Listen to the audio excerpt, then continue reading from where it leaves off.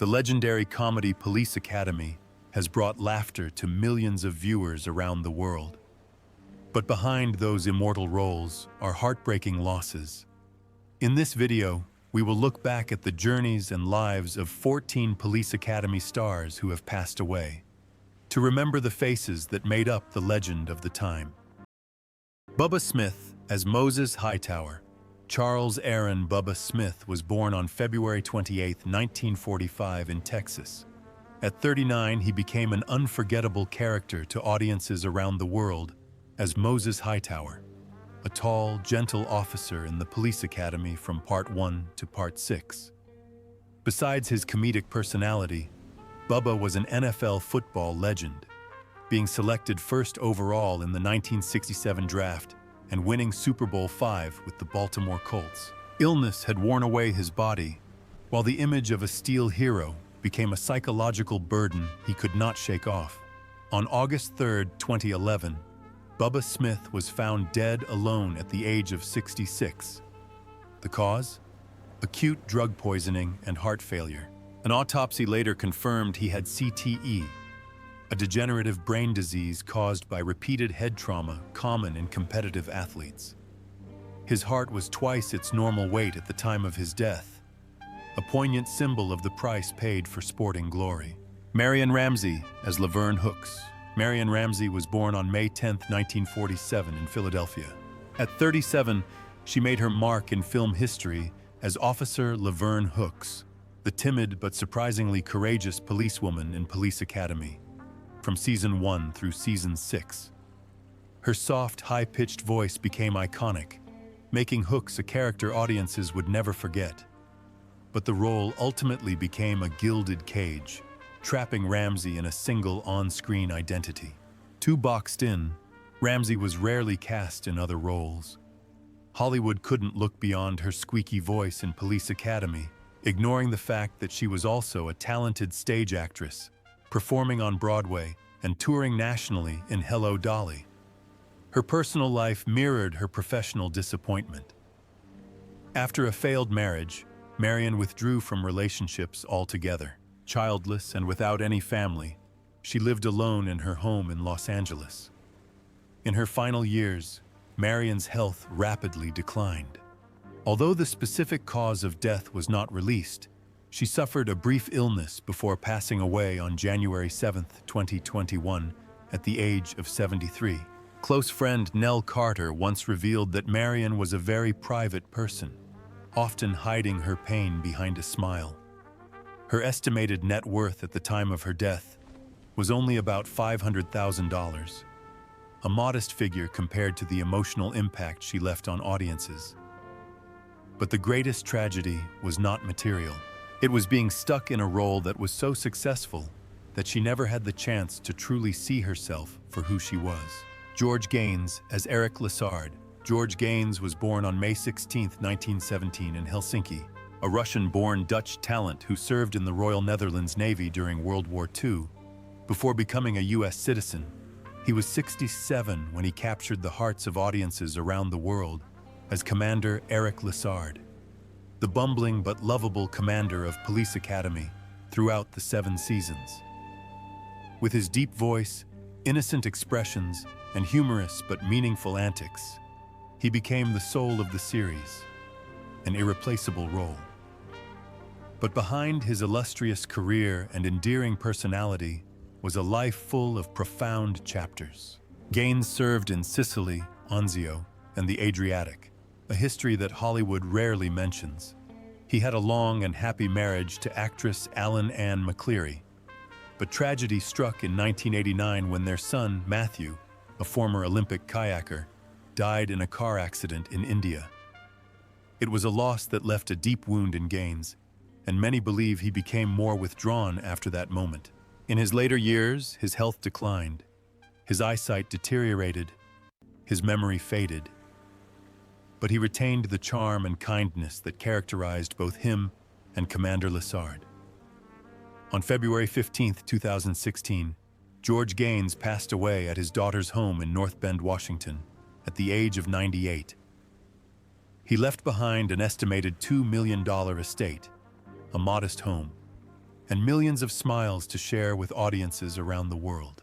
Theodore Ross Roberts was born on June 30th, 1934 in Zanesville, Ohio. At the age of 50, he appeared in Police Academy in 1984 as Captain Reed. Although Ross's screen credits were brief, he was already a highly regarded actor, winning a Tony Award for his role as Lion in The Wiz, a role he reprised in the film version alongside Michael Jackson and Diana Ross. However, despite his stage success and powerful presence, his film career never took off as many had hoped. Raised by a nightclub singer mother, Ross was drawn to the spotlight of the West 5th Street nightclub scene at an early age. After completing his military service, he traveled across the United States singing, eventually landing in Los Angeles, where a small role opened the door to Broadway. With his powerful voice, charismatic stage presence, and undeniable charisma, Ross was often relegated to supporting roles, even when sharing the screen with legends like Richard Pryor and James Earl Jones. His personal life was equally tumultuous. A failed marriage left him withdrawn and emotionally distant. Friends spoke of the lavish parties he threw, but behind the excitement was a lonely soul who yearned for deeper recognition. In 1997, he returned to Dayton and opened a jazz club called Your Place, where he occasionally performed. In 1998, he suffered a stroke from which he never fully recovered. Ted Ross died on September 3, 2002, at Good Samaritan Hospital at the age of 68. His estate, estimated at $1 million, consisted largely of a small house in Dayton, where he quietly closed out a life once considered a star, but haunted by untapped potential. Deborah Lee Scott as Violet Fackler. Deborah Lee Scott was born on April 2, 1953, in Elizabeth, New Jersey. At the age of 31, she appeared in the 1984 film Police Academy as Violet Fackler, the fiery, eccentric wife of Douglas Fackler. Although it was a supporting role, the role made her a household name during the golden age of American sitcoms. Off-screen, however, Scott's life was filled with hidden wounds. After early success in Mary Hartman, Welcome Back, Cotter and Angie, she gradually gave up acting and worked as a talent agent in New York. Tragedy continued to strike. Her marriage to actor Jonathan Frakes ended, and she suffered the greatest heartbreak of her life when her fiancé, police officer John Dennis Levi, was killed in the September 11th attacks. According to her sister, Deborah Lee never recovered. She became heavily addicted to alcohol, became increasingly withdrawn, and struggled with severe depression. Just days after her 52nd birthday, Deborah Lee Scott died in her sleep at her home on Amelia Island, Florida. The official cause? Complications from cirrhosis of the liver, linked to years of alcohol abuse. Her estate was worth an estimated $300,000, a modest sum given the fame she once enjoyed. George R. Robertson as Henry J. Hurst. George Ross Robertson was born on April 20, 1933 in Canada. At 51, he became a household name for his portrayal of Police Chief Henry J. Hurst in the Police Academy series. With a mix of grit and humor, he brought weight to the role, which ran in the first 6 films from 1984 to 1989.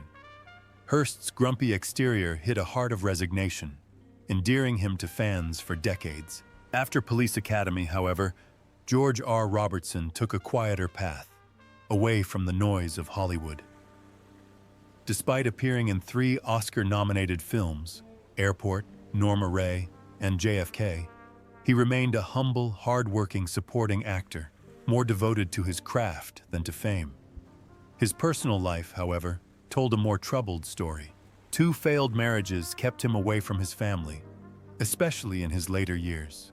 Relatives said he often lived alone in his Toronto home, haunted by a sense of abandonment from the industry that had once embraced him.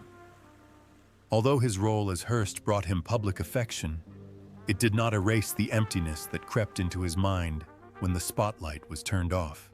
George R. Robertson died on January 29, 2023, at the age of 89.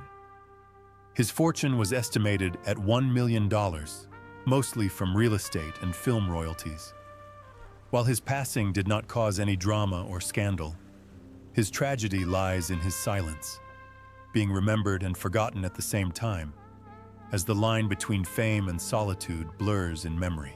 Hugh Wilson, as Angry Driver, Hugh Hamilton Wilson Jr., born August 21, 1943 in Miami, Florida, was one of the most talented creators in television and film in the 1980s and 1990s. At age 41, he not only directed, but also appeared briefly on screen as Angry Driver in Police Academy, 1984, a comedy that became a worldwide hit and launched a long-running series. But that was only a small part of his remarkable journey. Wilson was the creator of the popular sitcom WKRP in Cincinnati, which received multiple Emmy nominations and a Humanitas Award. He also directed The First Wives Club, 1996, a landmark feminist comedy that grossed over $181 million worldwide and launched the careers of Bette Midler, Goldie Hawn, and Diane Keaton. Behind that success, however, was a complicated personal life. Although he married Charter Smith in 1979 and had 5 children, Wilson had gone through 2 previous divorces, partly due to the pressures of fame and relentless work. He once admitted that the spotlight had left him emotionally drained, that his career had overshadowed his personal life. A devout Catholic and later a visiting professor at the University of Virginia, he carried the silent burden of feeling he had missed out on so much precious family time. Wilson died on January 14, 2018, in Charlottesville, Virginia, at the age of 74, after battling lung cancer and emphysema. He left behind an estate worth about $2 million, including a modest home in Virginia that was his peaceful retreat after decades of navigating the high-pressure world of Hollywood. Andrew Rubin as George Martine. Andrew Harold Rubin was born on June 22, 1946, in New Bedford, Massachusetts, to an educated Jewish family. After graduating from the American Academy of Dramatic Arts, Rubin emerged as a promising face on American television, with roles in Shazam, The Jeffersons, and Hometown. But it wasn't until he was 38 that he made his mark as the charming, mischievous, womanizing George Martine in the first Police Academy film, 1984. Instead of opening the door to stardom, George Martine turned out to be the pinnacle of Rubin's career. Subsequent roles dwindled, and he was reduced to supporting roles and occasional television appearances. Fame never came as he had hoped, and Rubin gradually withdrew from the public eye, all but disappearing from Hollywood's radar. Few people knew that behind his humor and charisma was a decades-long battle with nicotine addiction, a silent killer that eventually claimed his life. On October 5, 2015, Andrew Rubin died in Los Angeles of lung cancer at the age of 69. He was married once, but kept his personal life largely private, spending his final years in solitude. At the time of his death, his estate was valued at around $1 million, including a modest home in Los Angeles, where he spent his time painting, writing, and living away from the limelight. Dar Robinson as Thug in Plaid.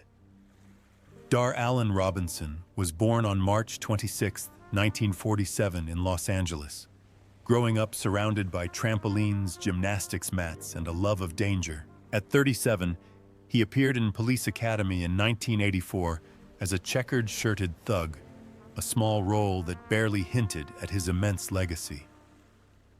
With 19 world records and 21 firsts in death-defying stunts, Dar Robinson was more than just a stuntman.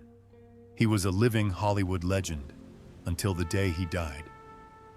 Robinson was the first person to jump 700 feet from the CN Tower, fall 220 feet from the Hyatt Regency, launch a car over the rim of the Grand Canyon, and free fall from a helicopter 311 feet, all with precision calculations. He hasn't broken a bone in 13 years, but ironically, his only fatal fall wasn't even a major stunt. On November 21st, 1986, on the set of Million Dollar Mystery, Robinson was performing the film's main stunt. While performing a simple motorcycle chase for extras, which wasn't even a planned stunt, he lost control of his motorcycle and plunged off a cliff, dying instantly at the age of 39. The medical team left the scene, believing the dangerous part of the shoot was over. His fortune was estimated at $300,000. He suffered a failed marriage and left behind 2 sons, including Sean Robinson, who followed his father into the stunt business before also dying of heart failure at a young age.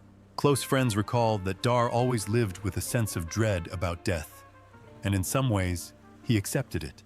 Doug Lennox as gang leader. Douglas Joseph Lennox was born on January 21, 1938 in Canada. At the age of 46, he played the main villain in Police Academy, 1984. A gang leader with a stern, cold demeanor that left a lasting impression.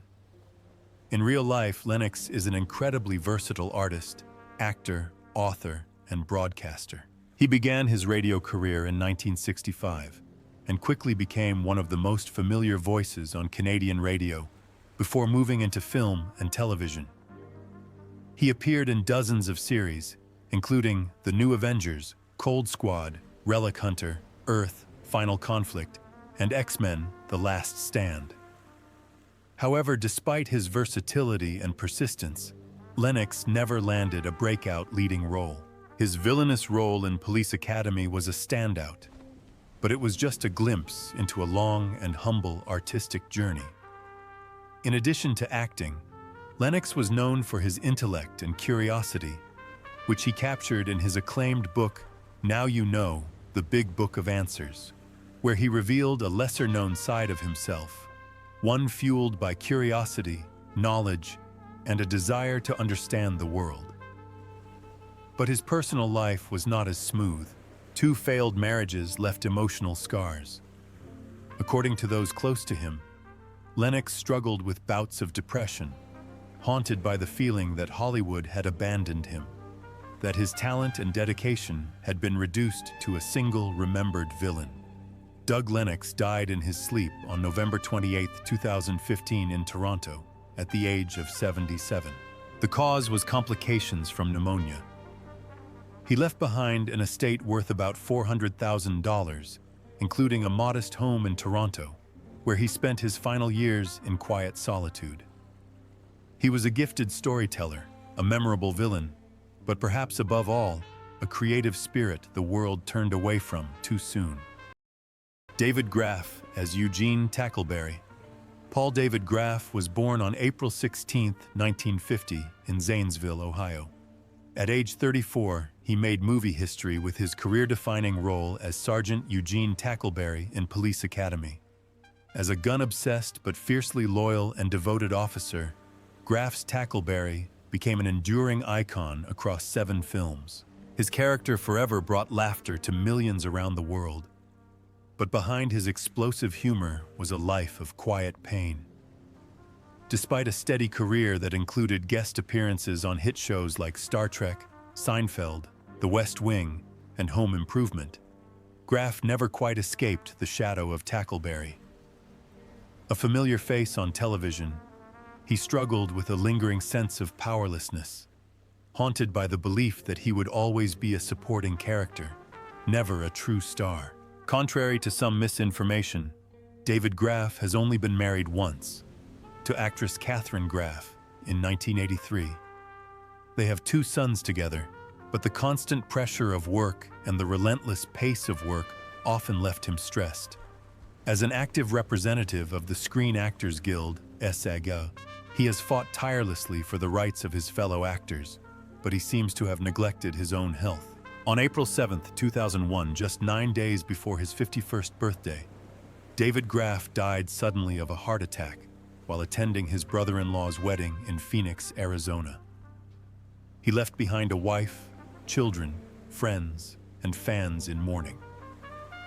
He was buried in Forest Rose Cemetery in Ohio, the hometown where his childhood theatrical dreams had been nurtured. Joyce Gordon as Mrs. Thompson. Joyce Gordon, born March 25, 1929 in Des Moines, Iowa, is not only an actress, but also one of the most outstanding female pioneers in the history of American television.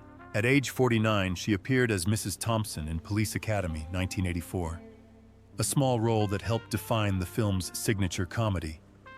But in a career that spanned decades, the role was a quiet note on a long journey of groundbreaking, often unsung achievements.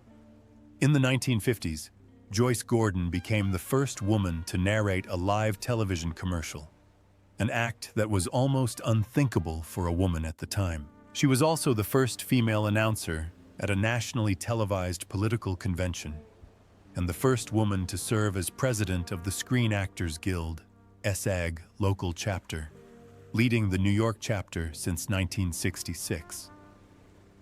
Far from being known as the Lady in the Glasses, her affectionate media nickname, Joyce became the familiar voice behind countless automated telephone recordings that millions of Americans hear every day. From the number you have dialed is not in service. Please dial first the area code. She was also the English-language voice for European film legends such as Claudia Cardinale and Jean Moreau, including in Once Upon a Time in the West. On the radio, she voiced Cherry in Mark Trail and Barbara Miller in My Son Jeep. Gentle yet enduring, she was an integral part of American audiovisual culture for decades. Joyce's private life was simple and thoughtful. She spent more than 50 years with actor Bernard Grant and raised 2 children, but her final years were spent quietly and somewhat forgotten.